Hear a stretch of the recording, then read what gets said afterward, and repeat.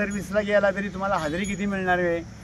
किती मिळणार आहे? 500 रुपये, 400 रुपये, 450 रुपये. आम्ही एका दिवसाला 800 रुपयाचं दूध विकतो. होय. नमस्कार दादा. नमस्कार. तुमचं नाव आणि पत्ता सांगा की. माझं नाव संजय विकाजी गाडे. होय. आणि पत्ता काय आपला? मुक्काम पोस्ट कोंडवे. होय. तालुका जिल्हा सातारा. तालुका जिल्हा सातारा. बरं. मला सांगा, मी आता ह्या म्हशी बघतोय, किती वर्षापासून करताय हे दुग्ध व्यवसाय? मी 40 वर्षाला धंदा करतोय. 40 वर्ष झाले? हो. बरं. म्हणजे पहिल्यापासून होती का तुम्ही स्वतः सुरुवात केली आहे? 3 पिढ्याला धंदा घेतोय. 3 पिढ्यापासून आलाय? हो. म्हणजे कायमच्याच म्हशी आहेत म्हणायचं? कायमच्या म्हशी आहेत. बरं.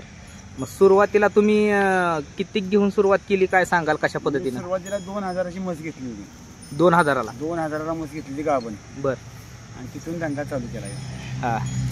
मग त्याच्यापासून कशा पद्धतीने प्रगती झाली? त्याच्यापासून प्रगती चांगली झाली. वाढवत नेल्या का पुढे? वाढवत नेल्या म्हशी. बरं. आता किती म्हशी आहेत? माझ्याकडे 3 म्हशी आहेत आता. हा. आणि 2 बैल आहेत. 2 बैल आहेत का? एक गाय आहे. बरं. म्हणजे बऱ्यापैकी तुम्ही आपण म्हणू शकतो की दुग्ध व्यवसायावरच भर जास्त आहे. हा, दूध व्यवसाय माझा पिढ्यानपिढ्या धंदाच आहे. 3 पिढ्यापासून आलाय म्हटलं. धंदा आरामशीर आम्हाला कसली अडचण आली तरी ती दूर होती. बरं. आता मला सांगा की सकाळी उठल्यापासून कशा पद्धतीने असते सगळे दिवसभराचं नियोजन? उठलं की 5 वाजता उठायचं, त्यांना वैरण घालायची, गोठं लोटायचं, पाणी दावायचं, खोराक द्यायचा, धारा काढायच्या, देवपूजा करायची, दूध घालायला जायचं सातारला. बरं. म्हणजे हिथनं सातारला दूध घालायला जातं? सातारला दूध घालायला जातो आम्ही. बरं. आता मला सांगा की खुराक तुम्ही म्हणताय की सकाळी खुराक कशा पद्धतीने आणि काय पद्धतीने दिला जातो, काय दिलं जातं त्याच्यामध्ये? कुट्टी असते का? बरं. आणि वेगळा खुराक काय असतो का? भुसा, शेंगुळी पेंड. हा. असं म्हणजे आपली ती गोळी पेंड असते? गोळी पेंड. हा, त्याला शेंगुळी पेंड म्हणतात. बरं बरं. म्हणजे अशा पद्धतीचा खुराक पण द्यावा लागतो? बरं. आता आपण बघतोय की उन्हाळ्याचे दिवस आहेत. आता चाऱ्यामध्ये ह्यांना काय काय दिलं जातं? वाड, हत्ती घास. हा. असं आपली हिरवी मका का? हिरवी मका. हा. आणि हत्ती घास असतो हिरवा. हा. आणि ज्वारीचा कडबा याच्यावरतीच फक्त?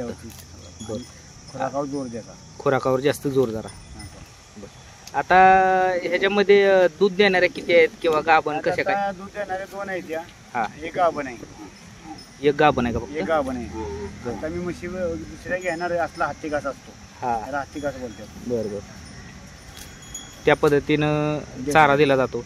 आणि एक गाभण आणि बाकी 2 दुधाचे आहेत म्हणता तुम्ही? बरं. आता ह्या पहिल्याच तुमच्या घरच्याच मशीनच्या वाढवलेल्या आहेत का काय विकत आणलेल्या आहेत? होय.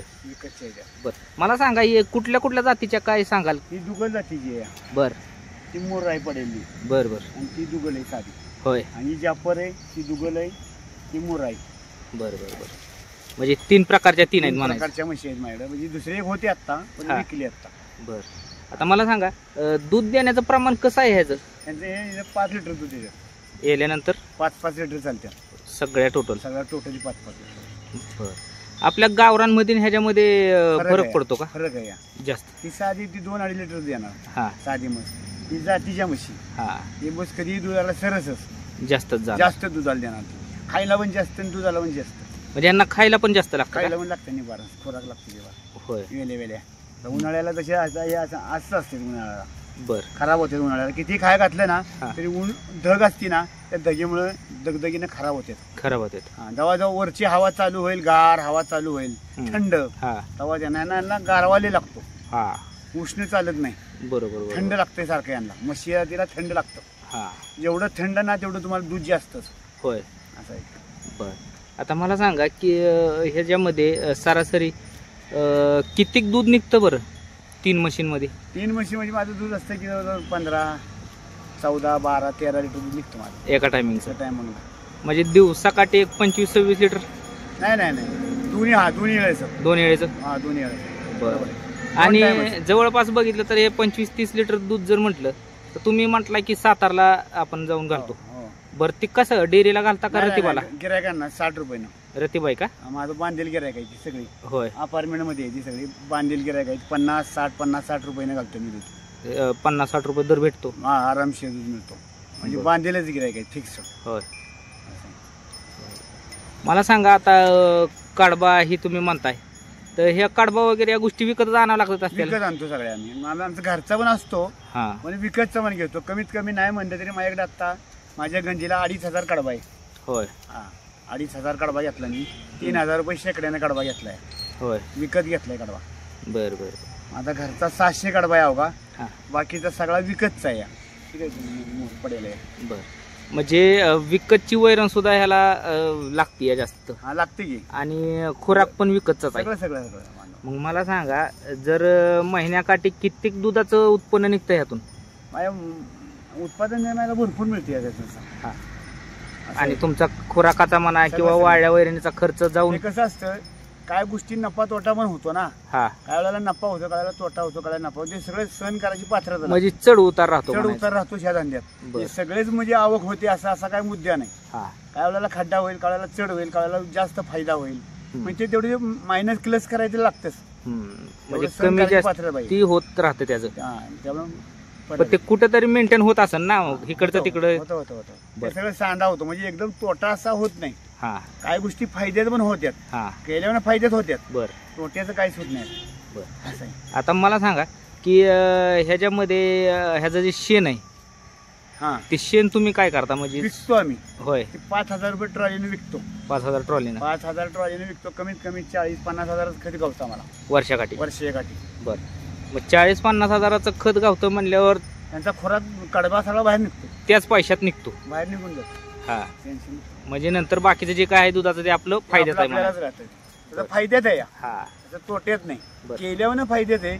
पण कसं आहे, कुठेही जरी कष्ट करायची पात्रता पाहिजे आणि आवड निर्माण व्हायला पाहिजे. आवड असली की सवड होती. आवड पाहिजे, या धंद्यात सुद्धा आवड पाहिजे. असं आहे. म्हणजे मूळतः तुम्हाला आवड पाहिजे. आवड असली की कष्ट करण्याची ताकद बरोबर येते. आवड पाहिजे की बाबा हे काय नाही, आपण 2 म्हशी पाळूया, धंदा करूया, हे करूया, ते करूया. सगळंच काही नोकरी होऊ शकत नाही. व्यवसायाच्या जरी सर्व्हिसला गेला तरी तुम्हाला हजेरी किती मिळणार आहे? किती मिळणार आहे? 500 रुपये, 400 रुपये, 450 रुपये. आम्ही एका दिवसाला 800 रुपयाचं दूध विकतो. होय. म्हणजे जवळपास महिन्याकाठी 25-26-30 हजार रुपये कडे जातात. आरामशीर. होय. जवळपास जर आपण बघितलं तर वर्षाकाठी कित्येक रुपये नफा होतो यातनं? लाखातनं. होय. लाखातनं पेमेंट असतं ह्याचं. म्हणजे दूध धंदा हा खरंच परवडणारा सारखा आहे. आरामशीर. फक्त करणारा पाहिजे आणि आवड पाहिजे. आवड असली तर, कुठल्याही धंद्यात आवड असली तरच आहे. मन लावून केरे बाई. तुम्ही नुसत्या म्हशी पाळल्यात आणि झाडाला बांधल्यात आणि संध्याकाळी जाऊन धार काढायला गेलाय, होऊ शकत नाही. आता मला सांगा की वर्षभरामध्ये कशा पद्धतीने ह्याला आजार रोगराई येते का? येतात की. मग काय कशा पद्धतीने उपचार वगैरे? डॉक्टर आणायची. होय. डॉक्टरच्या सल्ल्याने आपण काय असेल ते करायचं. बरं. आता ह्याला आपण बघतो बाकीच्या प्राण्यांप्रमाणे ह्याला लसीकरण हे असतं का? असतं की. ते वेळच्या वेळेला द्यावं लागतं. पण आम्ही देतच नाही. कसं असतं, त्याचा रोग ह्याला निर्माण तयार होतो. जर आपल्या म्हशीला जर काय झालं तर स्पेशल डॉक्टर बोलवायचा. बरं. ते सरकारी काय असेल तर घ्यायचं नाही, सरकारचं काय घ्यायचं नाही. स्पेशल पैसे गेले तरी चालतील.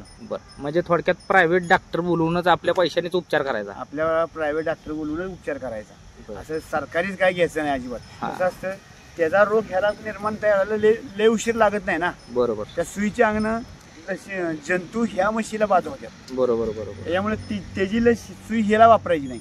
त्याची सुई नवीच घ्यायची. डॉक्टर पैसे गेले तरी चालते, पण स्पेशल डॉक्टर आणायचा खाजगी. बरोबर. त्यामुळे शक्यतो रोग होतच नाही. मग ते प्रत्येक म्हशीला ट्रीटमेंट करताना वेगळी सुई वापरतात. सगळे सुई वेगळी वापरायची. सुई ती माणसावानीच सगळं. फक्त माणसाला बोलता येतं, ह्याला बोलता येत नाही. जे माणसाला जे करतो तेच जनावराला सुद्धा करायचं. खाद्य सुद्धा माणसावानीच त्याला व्यवस्थित चारायचं. असं बुरशी बिरशी आलेलं तसलं काही द्यायचं नाही प्रकार. ते आंबलेलं भातानं रवती जनावर येत नाही.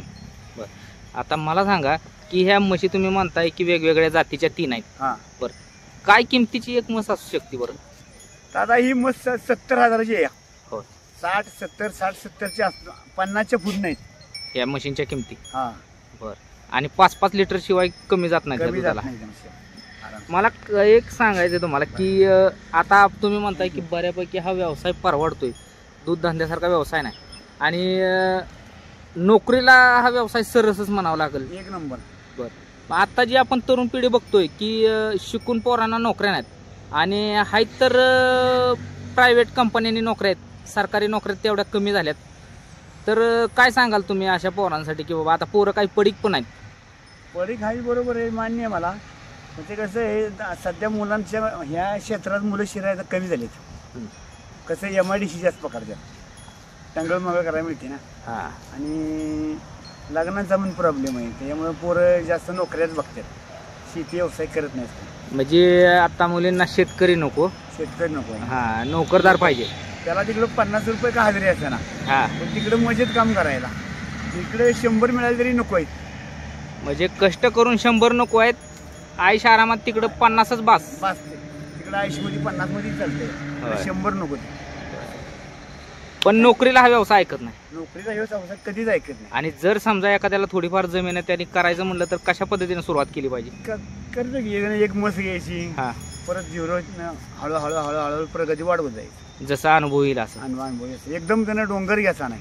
पण तुम्ही सांगता निर्माण तयार करायचं, शून्यातनं निर्माण करायचं. शून्यातनं निर्माण. तुम्ही सांगितल्याप्रमाणे की हा व्यवसाय खरंच परवडण्यासारखा आहे, आरामशीर. तरुण पोरांनी केला तर त्यात तोटा नाही. तोटा नाही, करणाराला तोटा नाही. बरं, चालतंय बाबा, तुम्ही चांगली माहिती दिली त्याबद्दल धन्यवाद. आणि मित्रांनो, अशाच दुग्ध व्यवसायाबद्दल व्हिडिओ पाहण्यासाठी चॅनलला सबस्क्राईब करा.